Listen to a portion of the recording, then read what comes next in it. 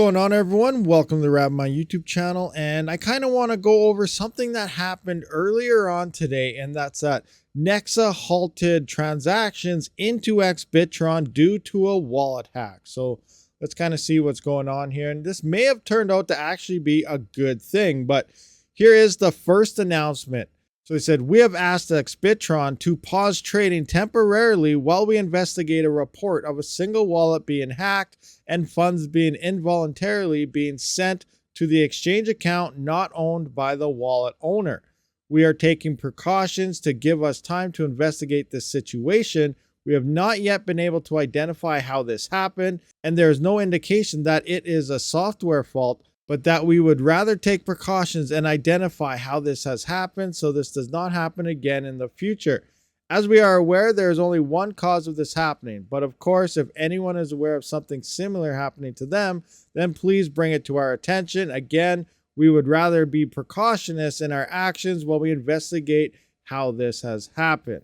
So obviously, once that announcement went out and Xbitron did pause everything, then the allegations started. He said, she said, everyone's coming up with whatever. And guess what? Obviously, the first reactions are rug pull. This is turning into pink chain and all sorts of things like that, which is very noticeable. Like, what's going on here? Usually a chain doesn't halt transactions due to the fact that a single wallet got hacked. Wallets get hacked all the time, and 99% of the chance that is most likely due to user error. You're clicking on a faulty link and it gets a keylogger or whatever, depending if you have a password phrased or not. You know, we've seen this happen with Xbitron Exodus in the past, or other versions of maybe downloading a bad core wallet, which we've seen with Gavecoin or Gravecoin or whatever that thing's called. I believe it had a keylogger in it. There was also that Sheetcoin.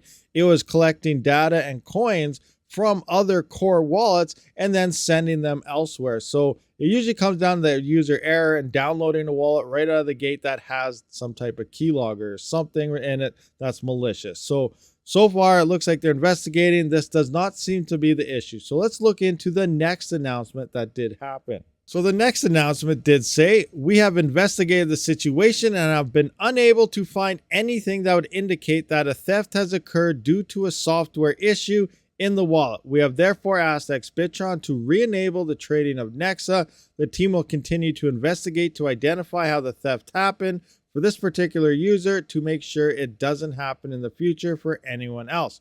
We apologize for any inconvenience caused, but we do hope you understand that we took the path that reduced the most risk for the network of all of you. And I think this is actually a good thing. So now let's kind of talk about this. So this has happened to previous wallets in the past. All core wallets, you know, they're derived from Bitcoin, whether it's a Raptorium fork or a Ravencoin fork or whatever. They all use these core type of wallets. And right now is scam season for, you know, crypto scammers. Everyone's trying to turn a profit, look at new coins, and without doing any research, they just click on stuff, download it, install it, good to go, and, you know, leave the floodgates open. So previous wallets in the past, they have said, people have brought to their attention that, you know, I'm losing coins, or I think there's a security issue or a loophole within your wallet, and they say, oh, there's nothing wrong. And then, you know, a few days goes by and all of a sudden there's an emergency wallet update. Oh, we found a vulnerability within our wallet, and then they fix it. So I think it's a good thing that NEXA actually halted everything so that nobody would get hacked anymore. If they did, they couldn't send it to the exchange and get rid of it. They can track transactions and so on. But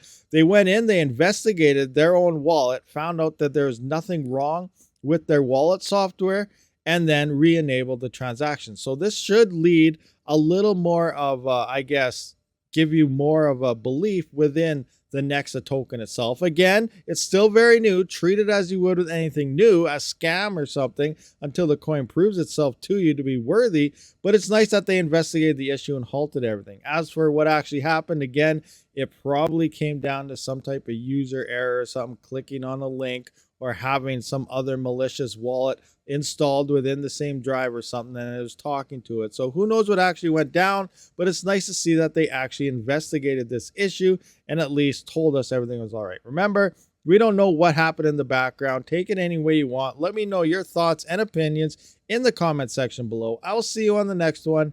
Rabid out.